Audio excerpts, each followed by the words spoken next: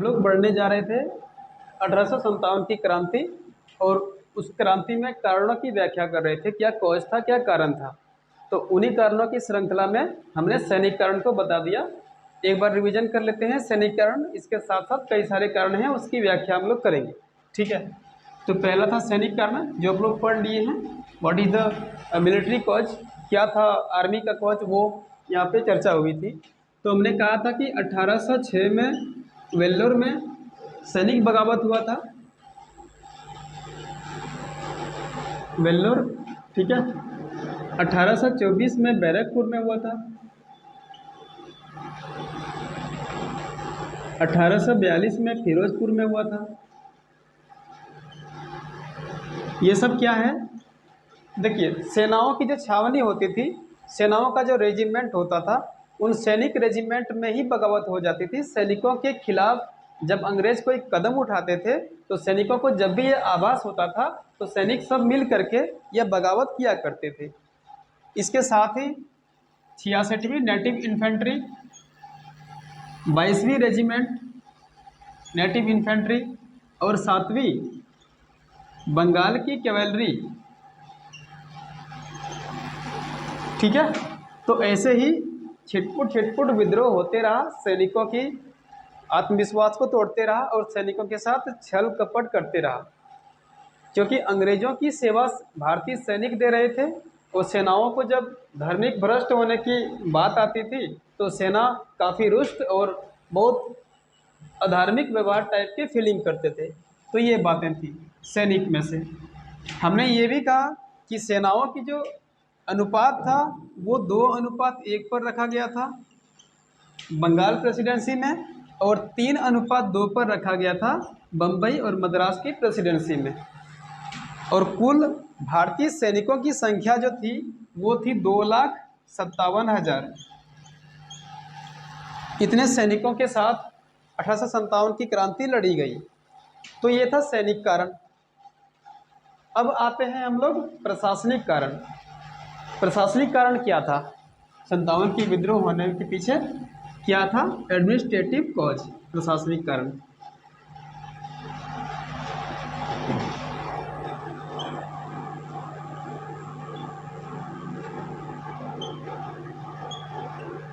प्रशासनिक कारण, जब भी प्रशासन की बात आएगी तो आप गवर्नमेंट को छोड़ करके एडमिनिस्ट्रेशन पर ध्यान दीजिए।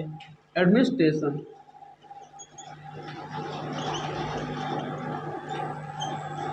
ठीक है। और प्रशासन जो है, वर्तमान जो प्रशासन प्रणाली चल रही है, ये अंग्रेजों की ही देन है। जैसे पुलिस व्यवस्था, ये अंग्रेजों की ही देन है। चौकीदारी व्यवस्था अंग्रेजों की ही देन है। जब ब्लॉक में थाना सिस्टम आप पढ़ेंगे, थाना सिस्टम भी अंग्रेजों की ही देन है। इसका मतलब है कि प्रशासन अंग्रेजों की देन है, जो अभी वर्तमान हमारे इंडियन सिस्टम में चल रहा है। यहाँ तक कि करप्शन जो हो रहा है, ये करप्शन भी अंग्रेजों की ही देन है, क्योंकि मुगल टाइम में करप्शन नहीं था, और इससे पहले भी घोटाला इस टाइप के नहीं थे। क्योंकि राजत्व काल में जब भी कोई करप्शन करता, तो उन्हें बहुत बेदर्द हत्या और बेदर्द उन्हें सजा दी जाती थी। लेकिन अंग्रेजी प्रशासनिक व्यवस्था में ऐसा नहीं हुआ, सज़ा को कम कर दिया गया, इसलिए करप्शन का वेटेज बढ़ गया था। तो पुलिस व्यवस्था किसने दिया था, अंग्रेजों ने दिया था। हम सब समझते हैं कि प्रशासनिकरण में क्या डिफ़ॉल्ट था, क्या दिक्कतें थी 57 की क्रांति होने के पीछे। सबसे पहला डिफ़ॉल्ट दिक्कत ये था कि भारतीय और अंग्रेज, इन दोनों में भेदभाव होता था। पुलिस मिलिट्री कैंप में भी इन दोनों में बहुत भेदभाव होता था। जैसे भारतीय को अंग्रेज कभी भी सम्मानपूर्वक दृष्टि से देखते नहीं थे, इन्हें हमेशा हीन माना जाता था, और इन्हें हीनता का बोध होता था। क्योंकि जब भी कोई मिलिट्री देशभक्त के हिसाब से काम करे और देशभक्ति के खिलाफ और हीनता की भावना उन्हें दे, तो कहीं ना कहीं मिलिट्री के मन में ठेस पहुंचता है, तो इन्हें हीन माना जाता था। अंग्रेज भारतीय को कभी योग्य नहीं मानते थे, जैसे वे प्रशासन के योग्य नहीं मानते थे, ब्यूरोक्रेसी के योग्य नहीं मानते थे, तो इन्हें अयोग्य माना जाता था, अयोग्य माना जाता था। संविधान निर्माण को लेकर के लॉ, कानून, इस तरह के निर्माण को लेकर के अंग्रेजों ने कभी भी भारतीयों को प्रमुखता नहीं दिया, कभी भी इनको जगह नहीं दिया, जिससे भारतीयों के मन में क्षुब्धता आई एक तरह से। और अंग्रेज जो था कभी कभी क्या करते थे कि धार्मिक भेदभाव वाली नियम और अधिनियम ले आया करता था। जैसे कि 1850 के दशक में इन्होंने एक एक्ट लाया, इसका नाम है धार्मिक योग्यता अधिनियम। धार्मिक योग्यता अधिनियम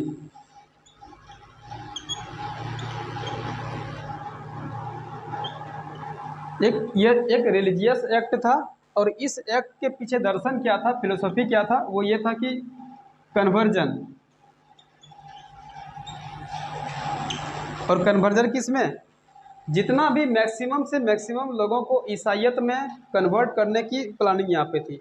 जितना हो सके अधिक से अधिक व्यक्तियों को ईसाइयत में कन्वर्ट करने की, क्योंकि इस्लाम धर्म और हिंदू धर्म को जब तक कन्वर्ट कर देंगे तो वो अंग्रेज़ों के हित में काम करेंगे और अंग्रेज़ों के खिलाफ कभी नहीं होंगे। इसलिए अंग्रेज़ों की एक प्रोपेगेंडा, एक चाल ये थी। हालांकि ब्रिटिश जो इंडिया आए थे उसके पीछे कई कारणों में से एक कारण ये भी था ईसाइयत का प्रचार करना। और ईसाइयत के प्रचार करने के लिए ही इसने 1850 के दशक में धार्मिक अयोग्यता अधिनियम ले आया। इस अधिनियम में क्या कहा गया, क्या प्रावधान था? कहा गया कि जो भी व्यक्ति अगर ईसाई धर्म को हासिल कर लेगा, ईसाई धर्म में कन्वर्ट हो जाएगा, यानी कि ईसाइयत में कन्वर्ट हो जाएगा, तो उन्हें कई तरह की राहत और पैकेज दिया जाएगा। जैसे सेना में इन्हें कहा गया कि इनकी बीमा कराई जाएगी, इन्हें सिक्योरिटी दिया जाएगा, इनके साथ साथ और सारी सेवाएं दी जाएगी, डाक सेवाएं दी जाएंगे, और जो सेवाएं मिलेंगी वो पैतृक संपत्ति के हिसाब से उनको उत्तराधिकार को प्रदान किया जाएगा।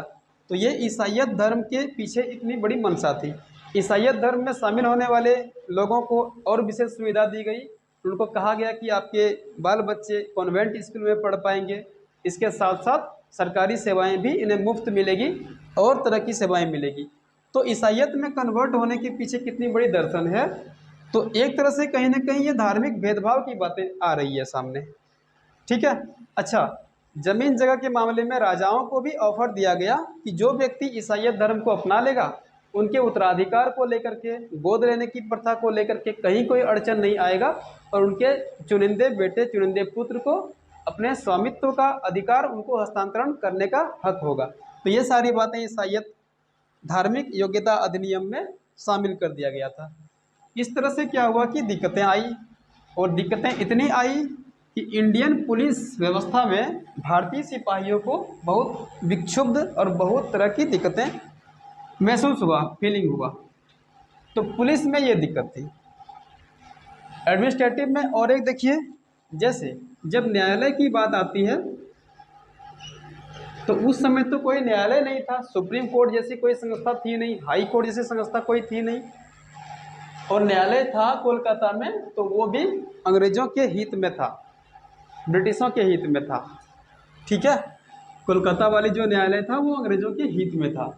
इसलिए एक तरफ से ये कह सकते हैं कि न्यायिक व्यवस्था में भारतीयों की कोई पहुंच नहीं थी, क्योंकि ज्यूरी सिस्टम या अदालत में जो जज वाली सिस्टम होती है उसमें इंडियन को कभी रखा नहीं गया था, और न ही उन्हें इस योग्य माना जाता था। जब भी कोई आपराधिक कृत्य ब्रिटेन के लोग करते तो मामला और फैसला उनके ही दखल में जाता था, उनके ही फेवर में जाता था। इसलिए भारतीयों को बहुत हैरानी और बहुत क्षुब्ध महसूस होता था। एक अंग्रेज अधिकारी था लॉर्ड वेलिंगटन, ये कहा जाता है कि आंध्र प्रदेश के हिस्से में जाकर के उसने महिलाओं से दुर्व्यवहार करने की कोशिश कर रहे थे, और दुर्व्यवहार करके वो सफल भी हो जाते थे। और जब आंध्र प्रदेश के लोगों ने इसकी शिकायत न्यायिक व्यवस्था के सामने रखा तो ज्यूरी ने आंध्र प्रदेश के लोगों के खिलाफ ही एक्शन लिया, और उस अंग्रेज व्यक्ति के सपोर्ट में उसने काम किया।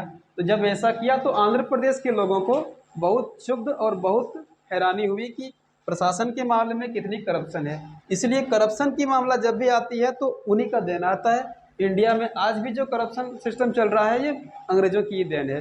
तो इस तरह से प्रशासनिक दिक्कतें थी। अब आते हैं हम लोग आर्थिक दिक्कतें, आर्थिक कारण।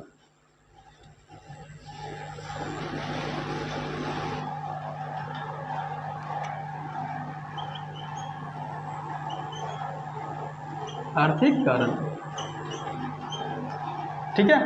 आर्थिक कारण में से पहला रेल का आगमन, ठीक है। देखिए इंडिया में सबसे पहले रेल का आगमन 1853 में हुआ था, और इसी टाइम में क्या हुआ था कि मुंबई से ठाणे के बीच की जो रेल लाइन चलाई गई थी, इसका उल्लेख आपको जिक्र मिलेगा इतिहास में। तो रेल आने के पीछे क्या कारण था? रेल आने के पीछे कारण था कि देश के जो अंदरूनी हिस्सा है, जैसे कि झारखंड वाले हिस्से में कहें तो झारखंड में कोयले की खूब संपन्नता है, कोयला की भंडार खूब है। तो कोयला एनर्जी का काम करता है, और उस एनर्जी को ब्रिटेन तक ले जाना है, क्योंकि ब्रिटेन में उस टाइम औद्योगिक क्रांति चल रही थी, इंडस्ट्रियल रेवोल्यूशन चल रहा था।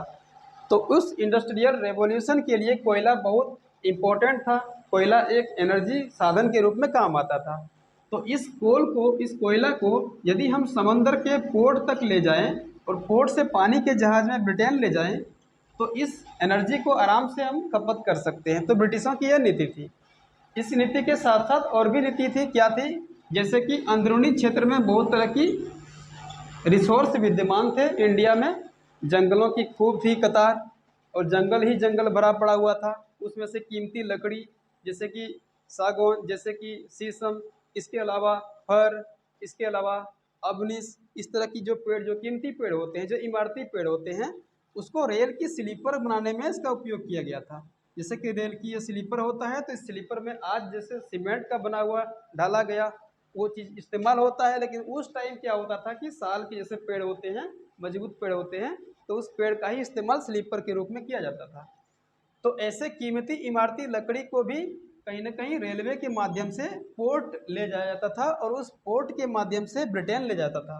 तो इंडिया में जो भी कीमती रिसोर्स उन्हें लगा अंग्रेजों को कि जो ले जाने योग्य है, उनको यहाँ से ले जाया गया, और ले जाने में रेलवे की भूमिका ने काफ़ी हद तक मदद की। इंडिया में रेल आने के पीछे अंग्रेजों की एक ही मंशा थी कि अंदरूनी क्षेत्र में जितना भी रिसोर्स है उसको हम बाहर कैसे ले पाएँ, अपने अंदर अपने घर कैसे ले पाएँ। क्योंकि भारत जो है एक उपनिवेश था, और ब्रिटेन जो है वो औपनिवेशिक देश था। और उपनिवेश और औपनिवेशिकता की सिर्फ एक ही फंडा है, और वो ये है कि अपने घर में रह करके किसी और देश में जाके शोषण करना, और शोषण करने के बाद जो भी लाभ हो उसे मातृत्व देश में, इसका मतलब ब्रिटेन में ले आना, ब्रिटेन में निष्कासित करना। तो ये सारी बातें हैं यहाँ पे। रेल के आगमन के पीछे सिर्फ यही मंशा था। तो रेल के आगमन के पीछे जो मंशा था वो था ही, लेकिन 1857 की क्रांति में रेल ने बहुत बड़ी भूमिका अदा की। कैसे अदा की? देखिए 57 की क्रांति के टाइम अधिकांश भारतीयों को ये तक पता नहीं था कि हम लोग इंडियन हैं या किसी और स्टेट के हैं। जैसे अभी वर्तमान में भारतीयों को पता है कि हम लोग इंडियन हैं, केरला का आदमी बोलेगा हम लोग इंडियन हैं, जम्मू कश्मीर का आदमी बोलेगा भी हम लोग इंडियन हैं, क्योंकि सिटीजनशिप नागरिकता में सब इंडियन ही कहलाता है। अरुणाचल प्रदेश से लेकर के गुजरात और कश्मीर से लेकर के कन्याकुमारी तक जितने भी व्यक्ति इंडियन हैं, वो सब भारतवासी के प्रति एक राष्ट्र के साझे में बटे हैं। लेकिन उस समय तक किसी को पता नहीं था कि हम लोग इंडियन हैं या कौन है। क्यों? क्योंकि कन्याकुमारी के आदमी को ये पता नहीं था कि यूपी इंडिया का ही हिस्सा है, पंजाब के आदमी को ये पता नहीं था कि उड़ीसा में जो आदमी है वो इंडियन का ही हिस्सा है। इसलिए राष्ट्रभक्ति कम थी, देशभक्ति कम थी, एक देश होने की भावना बहुत कम थी, एकतापन की भावना बहुत कम थी। इसलिए रेलवे के आने से क्या हुआ कि पंजाब के लोग और उड़ीसा के लोग और कन्याकुमारी के लोग ये सब एक ही स्लीपर में, एक ही बोगी में, एक ही सीट में जाके जाके जब बैठते हैं, तो इन्हें पता चलता है कि क्या क्या हम सबके बीच समान मुसीबतें हैं, क्या क्या कॉमन मिस्टेक्स हैं, क्या क्या कॉमन दिक्कतें हैं। तो जब रेलवे आता है तो तीनों व्यक्ति आपस में बैठता है, चर्चा करता है, और इस तरह से इन्हें पता चलता है कि हमारा सबका एक ही शत्रु है, वो है अंग्रेज, और अंग्रेज को हम कैसे खदेड़ेंगे, कैसे भगाएंगे। ये काम रेलवे ने बहुत हद तक निभाई भूमिका।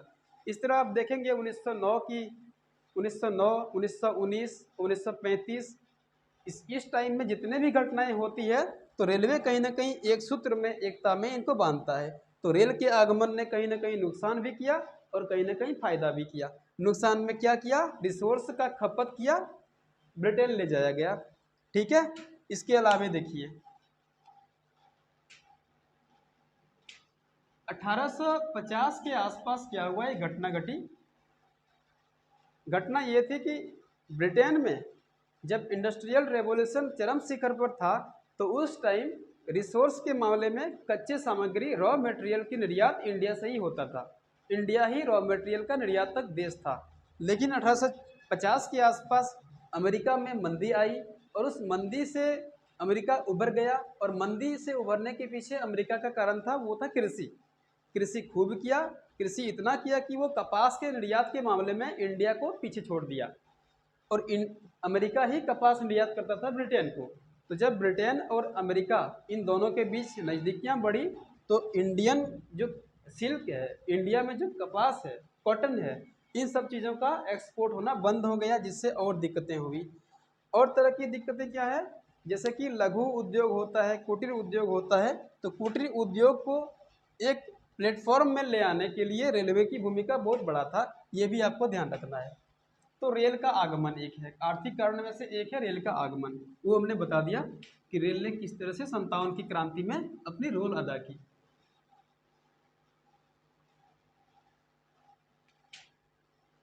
नंबर 2, ईस्ट इंडिया कंपनी का नीति, इसकी नीति, इस कंपनी की पॉलिसी।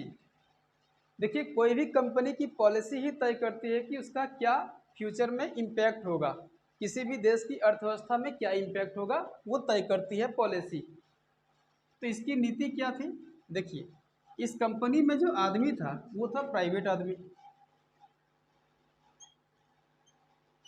जैसे हम सबका इकोनॉमी की बात करें, हमारा इकोनॉमी मिक्स्ड इकोनॉमी है, इसमें प्राइवेट सेक्टर की भी भूमिका है और गवर्नमेंट सेक्टर की भी भूमिका है। इसका मतलब इसको कह सकते हैं कि ये प्राइवेट सेक्टर की भूमिका है और पब्लिक सेक्टर की भूमिका है।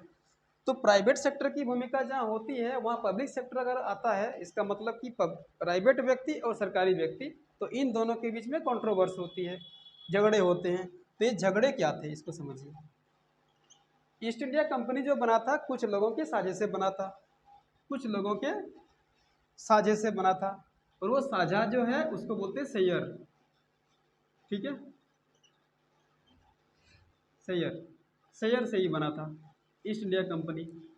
लेकिन शेयर के पीछे मकसद था, और वो ये मकसद था कि जब भी कोई कंपनी खोलता है तो कंपनी में व्यक्तिगत रूप से लाभांश की हिस्सेदारी मांगी जाती है, और गवर्नमेंट उसमें हस्तक्षेप करने लगती है। क्योंकि जब ब्रिटिश पार्लियामेंट में इस कंपनी की जिक्र होती, तो वहाँ पर बैठे जितने भी मेंबर हैं, सदस्य हैं, उन सब वे लोग ये चर्चा करते कि ये कंपनी क्या कर रही है। अगर कंपनी कुछ घाटा वाला काम कर रही है, तो ब्रिटिश पार्लियामेंट में इसकी आलोचना करते हैं और बोलते कि कंपनी को हटा दो, क्योंकि कंपनी हमें फ़ायदा नहीं दे रही है। और कंपनी यदि ग्रो कर रही है तो ये फ़ायदे मांगते हैं उनसे, जैसे कि 10% हिस्सा वार्षिक, 12% हिस्सा वार्षिक। और जब कंपनी देने में ये असमर्थ रहते, तो इंडियन पार्लियामेंट, ब्रिटेन का जो पार्लियामेंट है, वो इन पर प्रतिबंध लगाते। इस तरह से क्या हुआ कि कंपनी ने अपने आप को इतना अलग कर लिया, इन्होंने कहा कि हमें गवर्नमेंट से कोई मतलब ही नहीं है, जैसे पूंजीवादी अर्थव्यवस्था में होता है, जैसे कैपिटलिज्म में होता है। तो इकोनॉमी की अगर बात करें तो इसको समझिए, फिर यहाँ के हम बताएंगे। सबसे पहले हमने कहा इकोनॉमी का 3 सेक्टर,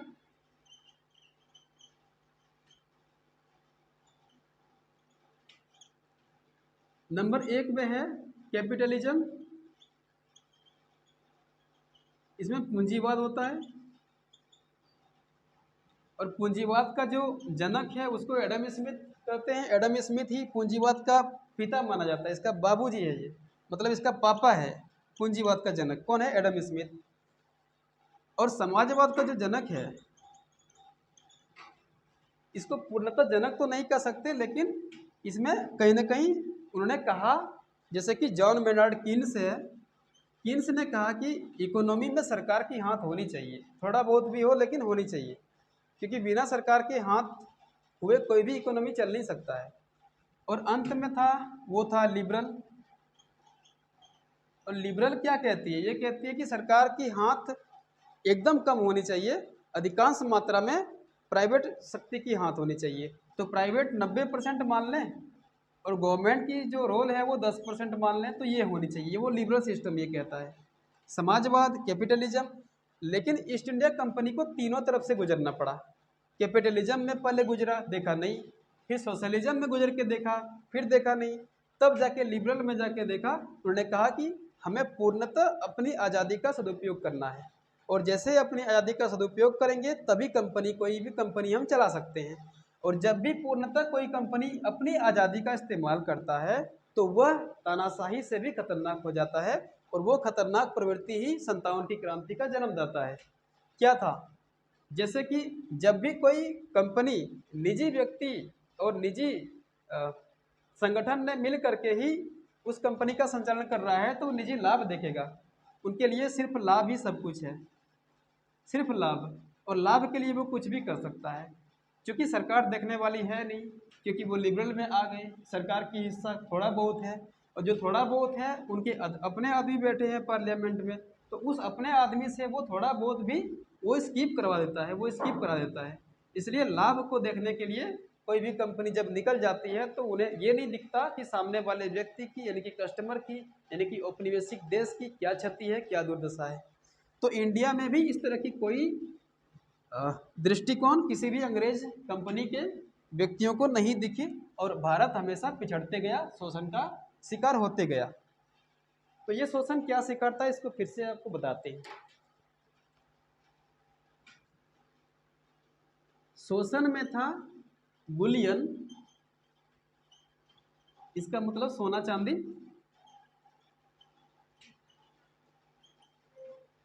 और इंडियन का हैंडीक्राफ्ट, हस्तशिल्प उद्योग।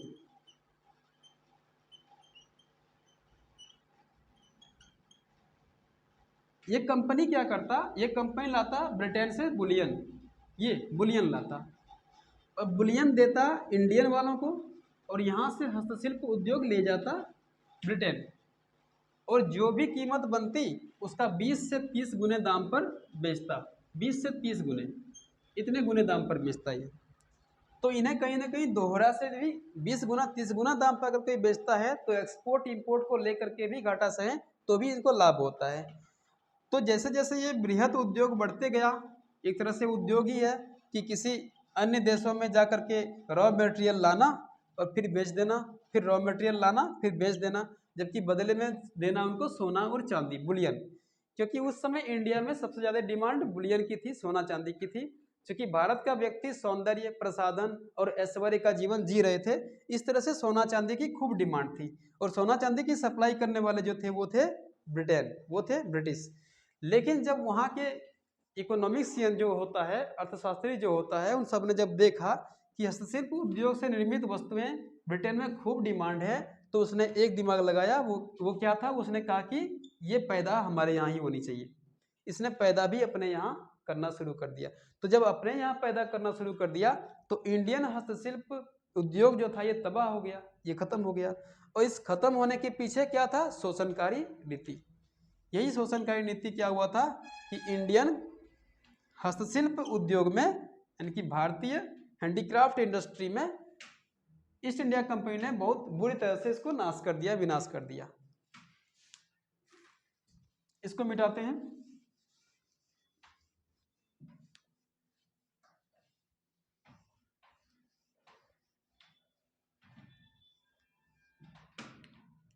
ठीक है, अब आते हैं आर्थिक नीति में।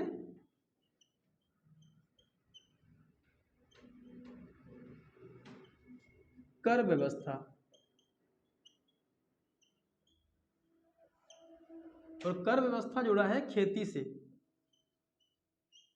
एग्रीकल्चर से। ठीक है, देखिए उस समय हमारे इंडिया में मेनर सिस्टम चल रहा था, मेनर सिस्टम। और मेनर को बोलते हैं जमींदारी। जमींदारी प्रथा और मेनर सिस्टम लगभग एक ही है, प्लॉट सिस्टम, मेनर जमींदारी। ठीक है, यहाँ पे ये क्या होता है इसको समझिए। जैसे सबसे पहले मुगल की व्यवस्था थी, मुगल के टाइम में यही व्यवस्था चल रहा था। जैसे राजा है और राजा के ऊपर होता था सम्राट, सम्राट केंद्र का होता था, पूरे सेंटर का एक ही होता था सम्राट, जो प्रशासन का मुख्य होता था। और जो रियासत और राज्य रजवाड़े में बटे थे उसका नाम, उसमें जो प्रशासनिक मुख्य था उसका नाम था राजा, और राजाओं के नीचे होता था जमींदार। ठीक है। और जमींदार के नीचे होता था रैयत, और रैयत के नीचे होता था किसान। अब किसान की श्रेणी में मजदूर भी आता था, ठीक है। तो इतनी श्रृंखला थी, ये थी, इसका नाम है इंडियन मैनर सिस्टम, इंडियन जमींदारी प्रथा। ये प्रथा आर्टिकल 31 के हिसाब से खत्म कर दिया गया, और संविधान संशोधन का जो पहला ही संशोधन है उसमें जमींदारी प्रथा का ही उन्मूलन किया गया, क्योंकि यह व्यवस्था तो कहीं ना कहीं ठीक था मुगल टाइम के लिए, लेकिन भारत के आज़ाद होने के बाद यह व्यवस्था बहुत दर्दनाक साबित हुआ, क्योंकि जमींदारी व्यवस्था ने बहुत हद तक गरीबों को प्रभावित किया। तो सम्राट, राजा, जमींदार, रैयत, किसान, इतना श्रेणी में था। अब क्या होता था कि किसान को देना पड़ता था रैयत को, किसान खेती करेगा और खेती करने के बाद कुछ हिस्सा रैयत को देगा, ठीक है। और रैयत जमींदार को देगा, जमींदार राजा को, फिर ये सम्राट को देगा। तो इस तरह से चल रही थी, ठीक है, इस तरह से चल रही थी। अब यहाँ पर सोचना है कि जब इतनी श्रेणी से गुजरेगी तो सम्राट को कितना फायदा होगा, कितना। इस तरह से जमींदार ने क्या किया, शॉर्टेज सिस्टम लगाया। वो शॉर्टेज सिस्टम क्या था, इन्होंने कहा कि इनके बीच जो रैयत आता है इनको हटाओ, सीधा किसान से ही समझौता करते हैं, और यहाँ पर जो राजा आता है इनको भी हटाओ, सीधा सम्राट से ही समझौता करते हैं। तो यहाँ पर देखिए दो व्यक्ति, मतलब दो संस्थाएं गायब हो गई, रैयत और राजा, ये दोनों गायब हो गई, बचा तीन संस्थाएं। इसका मतलब जो मेन व्यक्ति है जो खेती कर रहा है, और जो टैक्स रिसीवर है जमींदार, और जो लेने वाले हैं राजा, इन तीनों के बीच ही कनेक्टिविटी रहा। तो ये था कर व्यवस्था की सिस्टम। लेकिन अंग्रेजों ने आने के बाद क्या किया, अंग्रेजों ने आने के बाद जमींदारी व्यवस्था पर चोट कर दिया। क्या चोट कर दिया, इनको दिया टाइम, सूर्यास्त नीति। और सूर्यास्त नीति में यह तय कर दिया गया कि यदि कोई जमींदार, जैसे कि 12 घंटे में सूर्य उदय होता है और अस्त भी होता है, ठीक है, 12 घंटे में सुबह सूर्य उदय हुआ, शाम को अस्त हो गया, डूब गया। तो सूर्य उदय और अस्त, इन्होंने कहा कि जो भी जमींदार एक दिन के भीतर सूरज उगा और अस्त होने तक यदि टैक्स की पूरी रकम अदायगी नहीं की तो यह जमींदारी इनके नीलाम हो जाएगी। तो इसने जमींदारी को नीलाम करने की व्यवस्था लाई, ठीक है। और जब नीलाम करने की व्यवस्था लाई, चूंकि उस टाइम चल रहा था रैयतवाड़ी, महलवाड़ी और जमींदारी प्रथा, तो इन सारे प्रथाओं में निगेटिव इम्पैक्ट ही आया किसानों को। इसलिए नीलामी से बचने के लिए जमींदार लोग क्या करते थे कि उसने अपनी खेतीबाड़ी की व्यवस्था को उसने रीऑर्गेनाइज करना शुरू किया, पुनर्गठन करना शुरू किया। कैसे था, जमींदारों ने मिल करके एक समझदारी तय की। क्या तय की कि कुछ खेत हैं, अब मान लीजिए कि इसका 30% टैक्स के रूप में मांग रहा है सरकार, ठीक है, तो वो 30% कैसे उगाही करेगा। उसने कहा कि 30% टैक्स से अगर सरकार को हमें देना पड़ेगा तो हमें 50% उगाही करना पड़ेगा। इसका मतलब ये है कि जो सबसे निचले स्तर में किसान है, इनको भारी क्षति का, भारी दिक्कतों का सामना करना पड़ेगा। और दिक्कत क्या है कि खेती का आधा हिस्सा जमींदार को देना पड़ता है, 30% लेगी सरकार, मतलब जो सबसे ऊपर बैठा है, 20% कौन लेगा, जमींदार लेगा। और इस तरह से जो व्यवस्था लगाई गई, इसमें सबसे ज़्यादा शोषण होने वाले जो व्यक्ति था वो था किसान। कौन था, वो था किसान। तो किसान कितना हद तक बर्दाश्त करेगा, कितना हद तक सहेगा, इसलिए जमींदारी व्यवस्था चल नहीं पाई, जिस वजह से नीलाम होते रहा, नीलाम होते रहा, नीलाम होते रहा, और अंत में एक ऐसी दिक्कत आई कि पूरी खेती सिस्टम और टैक्स कलेक्शन की सिस्टम ही फेलियर हो गई। इसको मिटाते हैं, आगे देखते हैं।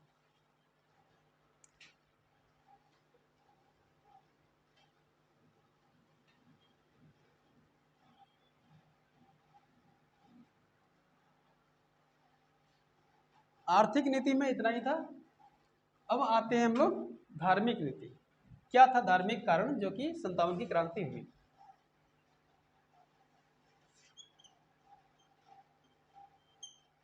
रिलीजियस, धार्मिक कारण, ठीक है। तो इसमें सबसे पहला है धार्मिक अयोग्यता अधिनियम, जो मैंने बताया।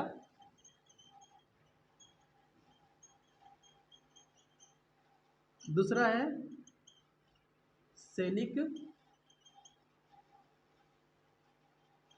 के साथ धर्म परिवर्तन। तीसरा भारतीय रीति रिवाजों पर अंग्रेजों का चोट करना।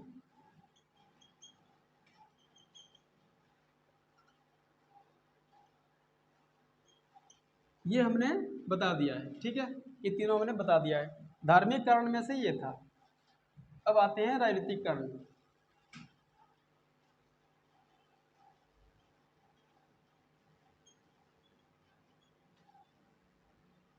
ठीक है, सबसे पहला, उस समय इंडिया के साथ साथ कई देशों के साथ अफेयर चल रहा था ब्रिटिश वालों के साथ।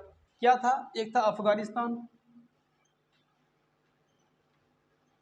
वहां पर दोस्त मोहम्मद नाम का के राजा था, उस राजा के साथ भारत के जो गवर्नर जनरल है उससे दोस्ती थी। लेकिन जब बाहरी आक्रमणकारी अफगानिस्तान में अपनी हथियाने या अफगानिस्तान में अपना भूभाग कब्जा करने आते, तो उस समय इंडियन जो प्रशासक है और जो गवर्नर जनरल है वो भारतीयों के साथ, भारतीय सैनिकों के साथ लेकर अफगानिस्तान चले जाते। तो इस बीच एक कंट्रोवर्सी हुआ, इस बीच एक दिक्कत हुआ, वो ये था कि रूस जो है, रूस हमेशा अटैक कर रहा था अफगानिस्तान पर, और रूस की एक्सपेंशन वाली मान्यता थी, वो चाहता था कि अपना सीमा का विस्तार करेंगे हम। इसलिए सीमा विस्तार करने के लिए उसने बहुत अंग्रेजी नीति के खिलाफ अपना स्टेप उठाना, अपना कदम उठाना शुरू कर दिया। तो यहाँ पर क्या होता था कि इंडिया का जो आर्मी होता था, इंडिया का जो सेना होता था, इनको ले जाता था अफगानिस्तान लड़वाने के लिए, लड़ाई करने के लिए। लेकिन बार बार वो हारता, अंग्रेज क्या होता, बार बार हारता, क्योंकि रूसी सेना उस टाइम बहुत ताकतवर थी। और जब ये हारता, जब भी ये हारता तो इनकी बदनामी होती थी, और ये बदनामी कहीं ना कहीं भारतीय सेनाओं को एक आत्मविश्वास, एक आत्मबल प्रदान करता। क्यों? क्योंकि यदि सेना भी अंग्रेजों के खिलाफ लड़ रहा है और अंग्रेजों को ही कोई ना कोई देश दबा रहा है, तो सेनाओं को कहीं ना कहीं आंतरिक खुशी होती थी, भले उसको सपोर्ट करे, भले उसको सहयोग दे, लेकिन अंदर से खुशी होती थी।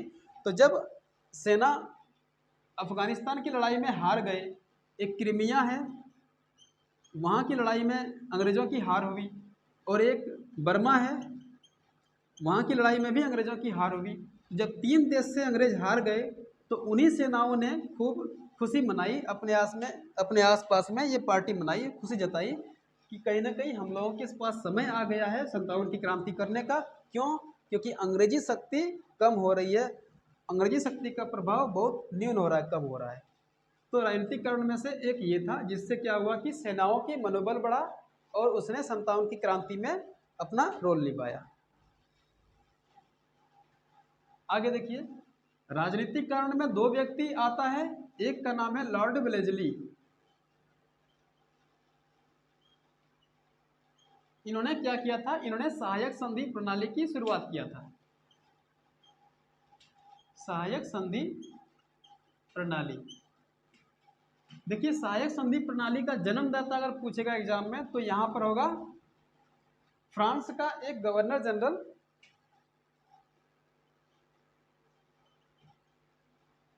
फ्रांस का गवर्नर जनरल, ठीक है, इसका नाम था डुप्ले। डुप्ले। अगर बोलेगा कि सहायक संधि प्रणाली का जनक कौन है, तो डुप्ले कहना है। वो कौन था? फ्रांस का गवर्नर जनरल, ठीक है।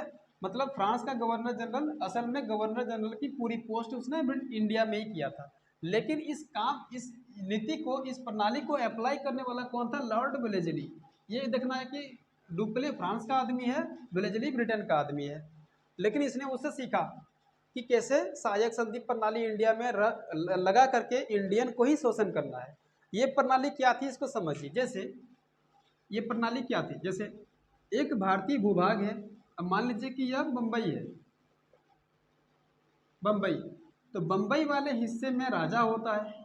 ये मान लीजिए राजा तख्ती पर बैठा है और इनका साम्राज्य दूर दूर तक फैला हुआ है, इनके सेनाएं लगा हुआ है बाउंड्री पर, ठीक है। अब क्या होता था?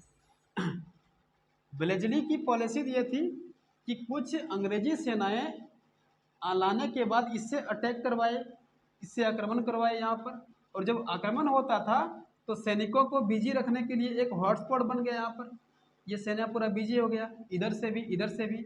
लेकिन जब सारे सेना किसी एक जगह एकत्रित होकर के लड़ेगा, तो कहीं ना कहीं स्पेस तो मिलेगा, खाली जगह तो मिलेगा जहाँ पर कोई और सेना को यहाँ पे घुसा सकते हो।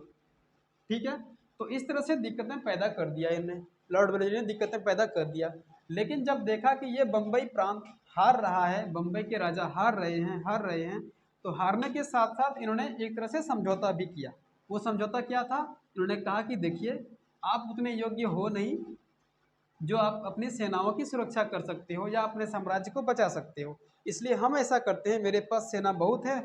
क्योंकि अंग्रेजों के पास सेना बहुत थी, जैसे हमने कहा 57 की क्रांति में ही 2,70,000 सेना थी उसके पास, तो अंग्रेजों के पास सेना बहुत थे। तो इसने समझौता किया किससे? बम्बई के जो राजा है उससे। उसने बोला कि देखिए, सुरक्षा की जिम्मेदारी अब हमें दे दो, और जो इसके बदले में पैसे खर्च होता है वो आप मुझे दे दीजिएगा।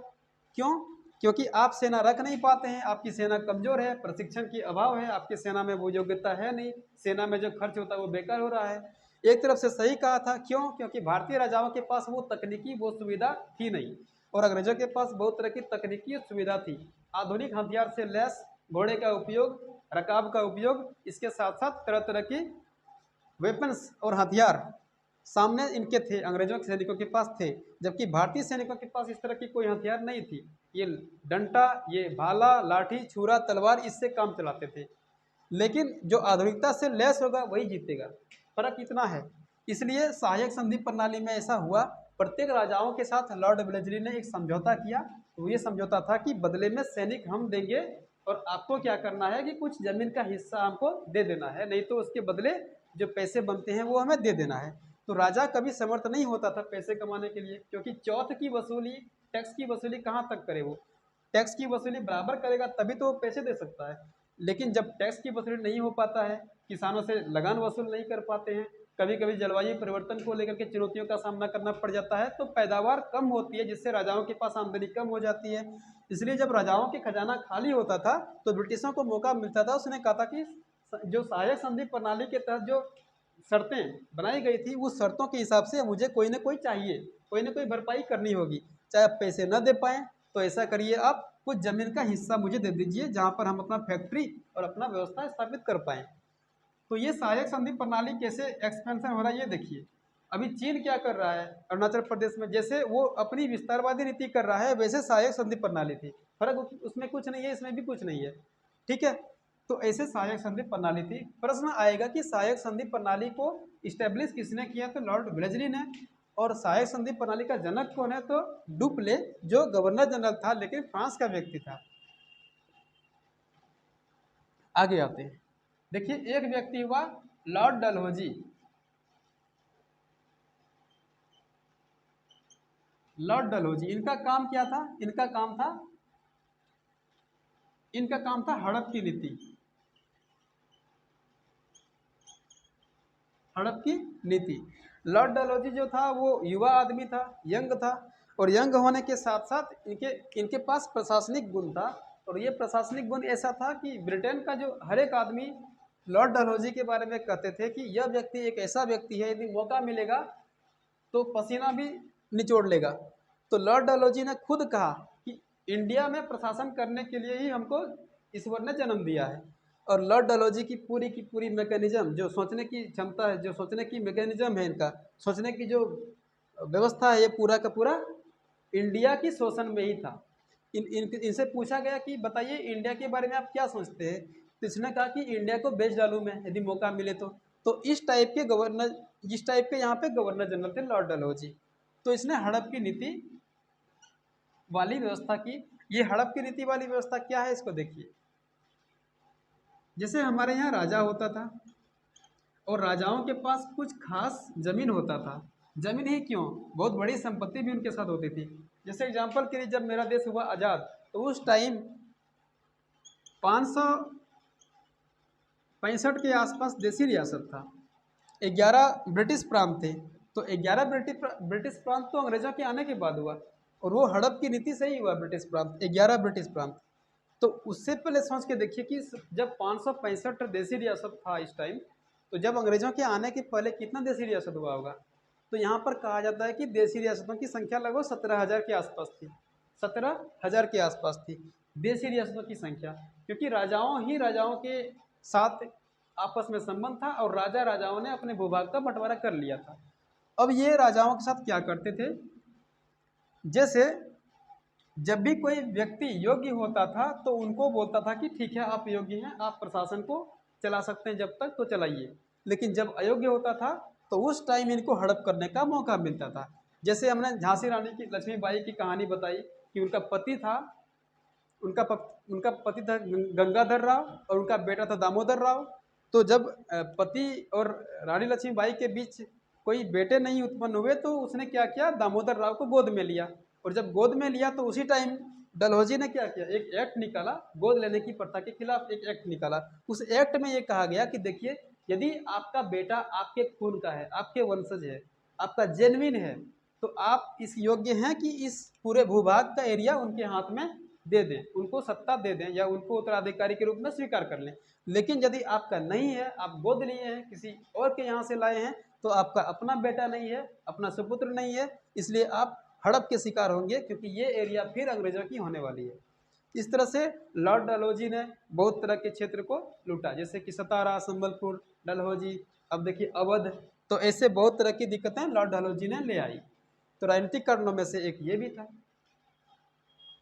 अब आते हैं अंतिम कारण, जो लास्ट कॉज है उसमें आते हैं।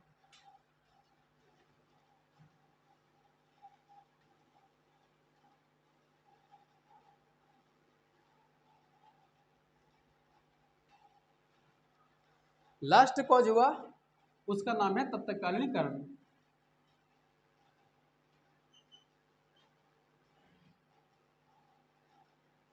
इमीडिएट क्या इफेक्ट हुआ था, इमीडिएट क्या कॉज था ये। तो जैसे हमने बताया कि मंगल पांडे की घटना घटी, और मंगल पांडे की घटना बैरकपुर में जब घटा तो उससे क्या हुआ कि पूरे देश में विद्रोह की तरह एक तरंग फैल गई, एक मैसेज फैल गया कि कहीं ना कहीं हमें अंग्रेजों को भगाना है और ऐसे हमें स्टेप उठाना है, ऐसे कदम उठाना है। तो 6 मई को एक विद्रोह हुआ, पूरी की पूरी मिलिट्री में एक समझौता हुआ। इस समझौता में तय किया गया कि 6 मई को हमें बगावत करनी है। यह बगावत करने की एक डेट थी, बस सिर्फ एक डेट थी, क्योंकि जितना भी नेटिव इन्फेंट्री है और जितने भी बटालियन समूह हैं, इन सब ने एक जगह आके मीटिंग किया। ये समझिए मीटिंग का डेट है। इस मीटिंग में तय कर दिया गया कि 31 मई 31 मई को हम लोग क्या करेंगे, अंग्रेजों के खिलाफ एक साथ बगावत करेंगे। और एक साथ बगावत करने का डेट तय कर दिया गया था। ये सबसे बड़ी गलती थी, डेट नहीं तय करना था। क्यों? क्योंकि उस टाइम कोई कम्युनिकेशन सिस्टम था नहीं, ये डेट किसी के पास पहुंचा नहीं, सिर्फ सेनाओं के पास ही ये डेट पता था। लेकिन आदमी के पास, सामान्य आदमी के पास, महिला के पास, पुरुष के पास ये पहुंचता, इस डेट के बारे में खबर होता, तो सब कोई साथ मिल करके ही युद्ध करता। क्योंकि सेनाओं के साथ ही ये खबर मिला था, इसलिए सैनिक ही इसमें भाग ले पाए। इसलिए इतिहासकार ये कहते हैं कि ये सिपाही विद्रोह था, क्योंकि उस समय कम्युनिकेशन सिस्टम था नहीं, फोन था नहीं, रेडियो था नहीं, टेलीविजन कुछ नहीं था, सिर्फ एक डाक व्यवस्था थी, और वो डाक भी अंग्रेजों के नियंत्रण में था। तो ये डेट फेलियर हो गया। इसलिए क्या किया कि इसने 10 मई को और 11 मई को दिन चुना।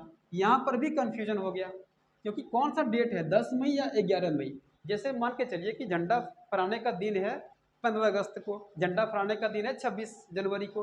अब मान लीजिए कि अगर हम दो डेट तय कर दें कि 26 को 25 को, तो आदमी कंफ्यूज हो जाएगा, पता नहीं कौन सी डेट में आना है। और आजकल की दुनिया में तो तकनीकी की दुनिया है, इंफॉर्मेशन की दुनिया है, तो पता कर भी लेंगे, लेकिन उस टाइम कौन सी फिक्स डेट है, क्या नियत तारीख है, ये पता करना संभव नहीं था। इसलिए यह जो विद्रोह है वो फेलियर हो गया। तो अगर सिपाहियों ने ही क्या किया कि 11 जो मई है, 11 मई को दिल्ली रवाना हुए। और दिल्ली में जो बैठा था बादशाह, मुगल बादशाह, उनका नाम था बहादुर शाह जफर। बहादुर शाह जफर। अब बहादुर शाह जफर की उम्र जो थी उस टाइम 80 वर्ष थी। अब 80 वर्ष का बूढ़ा व्यक्ति क्या कर सकते हैं, सोचिए। 80 वर्ष का बूढ़ा व्यक्ति क्या कर सकते हैं, उसके पास कोई योग्यता नहीं होती है, उनके पास कोई क्षमता नहीं होती है। और जो खाट में पड़ा हुआ व्यक्ति है उसको नेता बनाने से क्या फ़ायदा। लेकिन सिपाहियों की जत्था ने क्या कहा कि देखिए, आप मुगल सम्राट हैं और अंतिम मुगल सम्राट हैं, इसलिए हम इस विद्रोह के लिए आपको तत्कालिक एक नेता के रूप में, एक मुखिया के रूप में स्वीकार करते हैं, आप भी स्वीकार करें और हमें नेतृत्व भी प्रदान करें। इस तरह से 80 वर्षीय बहादुर शाह जफर को एक नेता, एक धार्मिक, एक मतलब सांकेतिक मुखिया के रूप में चुना गया। लेकिन देखिए दिक्कत क्या है यहाँ पर, उस टाइम था रमजान का टाइम।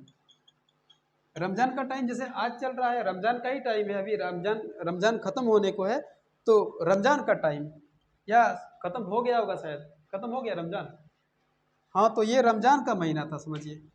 रमजान के टाइम में क्या हुआ कि 80 वर्षीय जो बहादुर शाह जफर है, ये नमाज पढ़ने के बाद आराम कर रहे थे। एक तो वृद्ध व्यक्ति, दूसरे से गर्मी, ऊपर से आराम कर रहे थे। तो जब इन्हें पता चला कि सैनिक आ गए हैं हमारे यहाँ, तो क्यों आए हैं ये भी पता नहीं चला था इनको बढ़िया से।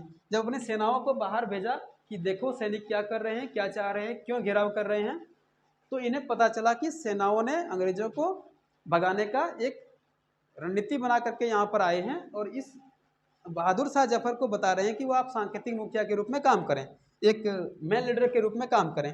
तो जब भी ये खबर सुना 80 वर्ष बहादुर शाह ने, तो इसने फ़ोन किया अंग्रेज को। सोचिए, सोचने वाली बात है कि जब इंडिया का सिपाही इनको अपने देश का नेता मानता है, ये कितना डरपोक व्यक्ति है कि ये फ़ोन करता है अंग्रेज को, और वो कहता है कि हमारे खिलाफ कोई षड्यंत्र वाली काम कर रहा है सेनाएं। मतलब इन्हें भी इन्फॉर्मेशन नहीं था पता। सोच के देखिए, जब किसी भी विद्रोह को करने के लिए सूचना सबसे बड़ी इंपॉर्टेंट होती है, इन्फॉर्मेशन। अब इन्फॉर्मेशन नहीं है, यहाँ तक कि बहादुर शाह जफर को भी इन्फॉर्मेशन नहीं है।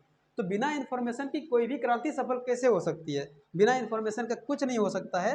इसने फ़ोन किया अंग्रेजों को। जब फ़ोन किया अंग्रेजों को, तो अंग्रेज समझ गए कि सैनिक आया है बगावत करने के लिए, और ये बहादुर शाह जफर को नेता मान रहे हैं। तो बहादुर शाह जफर को ही करें टारगेट, सैनिकों को तो करेंगे ही, बहादुर शाह जफर को ही करेंगे टारगेट।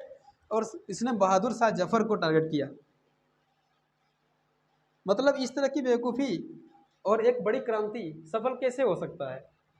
तो खैर जो भी है, सैनिकों के पास पूरा कमान था, और मेजर बख्त खां इनके प्रतिनिधि के रूप में काम कर रहे थे। तो बहुत हद तक मामला को संभाल भी लिया, लेकिन उतना सफल नहीं हो पाया। और जब सफल नहीं हो पाया, तो क्या हुआ, अंततः यही परिणाम हुआ कि पूरी की पूरी प्लानिंग फेलियर हो गई।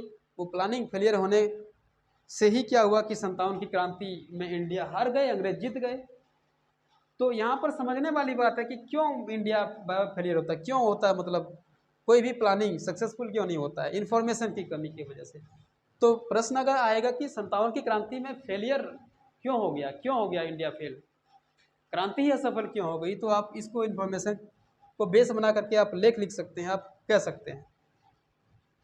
ओके, अब देखिए आगे।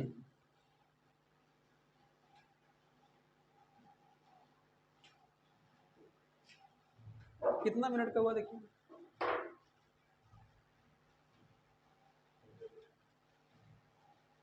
50। इसको स्टॉप करिए, कल अगली बनाएंगे।